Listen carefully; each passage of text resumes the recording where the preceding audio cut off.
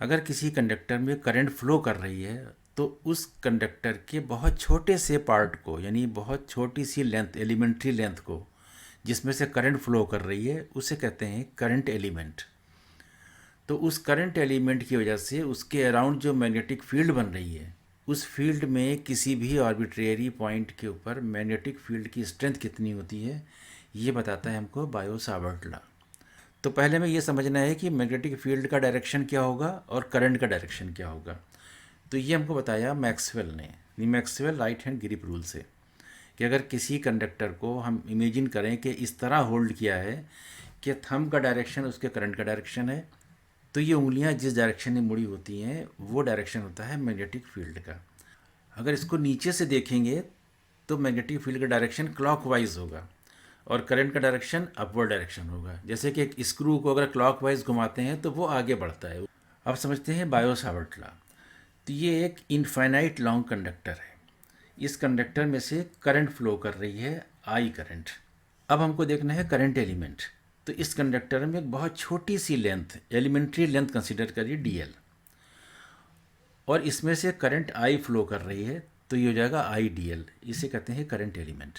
और इस current element की वजह से इसके अराउंड जो मैग्नेटिक फील्ड बन रही है, वहाँ पर एक पॉइंट कंसीडर किया पी। इसका पोजीशन वेक्टर है आर, यानी यहाँ से इसकी डिस्टेंस जो है ये आर है, और ये जो एंगल बन रहा है यहाँ से, ये है थीटा डिग्री। इस करंट एलिमेंट की वजह से यहाँ पर जो मैग्नेटिक फील्ड बन रही है वो भी एलिमेंट्री होगी, यानी डीबी होगी। तो हमको निकालना है कि इसका मैग्नीट्यूड कितना होता है डीबी का। तो यहाँ जो मैग्नेटिक फील्ड बन रही है वो बन रही है करंट एलिमेंट की वजह से।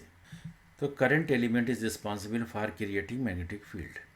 अब ये मैग्नेटिक फील्ड डिपेंड करेगी इसके करंट के ऊपर, कि करंट की स्ट्रेंथ जितनी ज़्यादा होगी ये मैग्नेटिक फील्ड की स्ट्रेंथ उतनी ही ज़्यादा होगी। तो ये करंट के डायरेक्टली प्रोपोर्शनल होगी। इसके अलावा ये जो एलिमेंट्री लेंथ है, ये लेंथ अगर ज़्यादा होगी तो भी यहाँ पर फील्ड ज़्यादा बनेगी। तो ये डी एल की प्रोपोर्शनल हो गई, और इन्वर्सली प्रोपोर्शनल होगा इसकी डिस्टेंस के स्क्वायर के, इन्वर्स स्क्वायर लॉ।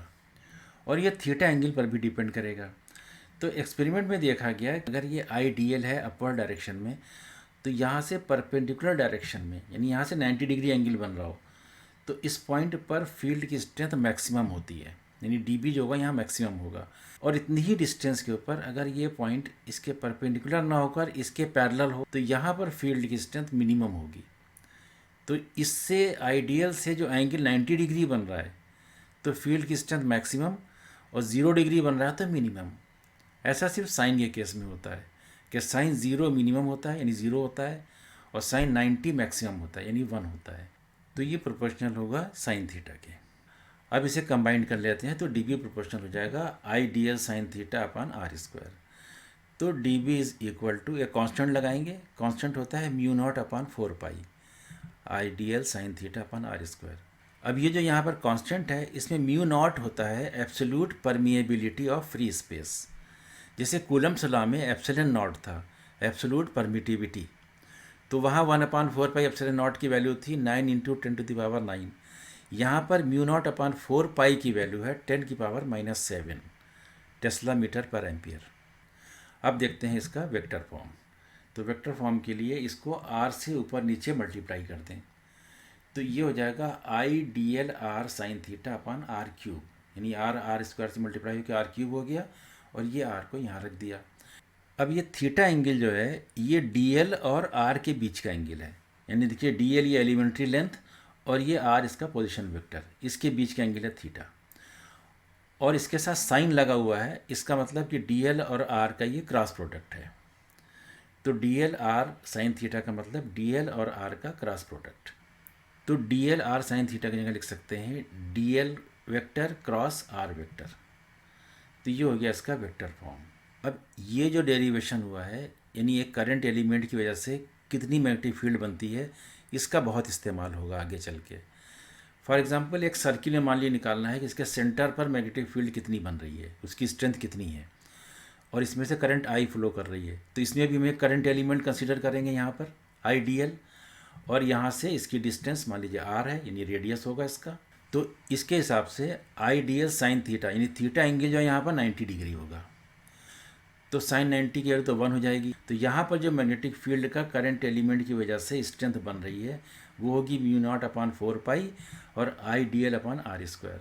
तो ये जो मैग्नेटिक फील्ड निकली है पी पॉइंट के ऊपर, ये निकली है इस करंट एलिमेंट की वजह से जो फील्ड बन रही है। और हमको अगर निकालना है टोटल फील्ड यहाँ पर कितनी होगी इस पूरे सर्किल की वजह से, तो इसमें जो छोटी सी एलिमेंट्री लेंथ कंसीडर की है, ऐसा ही एलिमेंट्री लेंथ यहाँ पर होगी, फिर यहाँ पर होगी, फिर यहाँ होगी, यानी इस पूरे सरकमफ्रेंस में D L D L D L D L होगा। इन सबको ऐड कर देंगे। तो जब ये सारे डी एल को ऐड करेंगे तो ये इसका सरकमफ्रेंस बन जाएगा 2 पाई आर। तो डी एल की जगह लिख देंगे 2 पाई आर। तो टोटल फील्ड जो मिलेगी इस पी पॉइंट के ऊपर वो हो जाएगी आई अपॉन आर स्क्वायर, और डी एल की जगह लिख देंगे 2 पाई आर। तो ये 2 पाई और ये 4 पाई, ये कैंसिल होकर यहाँ आ जाएगा 2, और ये आर इसके एक आर से कैंसिल हो जाएगा। तो टोटल फील्ड होगी म्यू आई अपॉन 2 आर। तो इस तरह से हमने ये निकाल लिया कि इस पी पॉइंट के ऊपर टोटल फील्ड कितनी मिल रही है इस पूरे सर्किल में अगर आई करंट फ्लो कर रही है। इस डेरिवेशन का इस्तेमाल अभी आगे चल के बहुत जगह पर होगा, वो हम देखेंगे नेक्स्ट वीडियो में।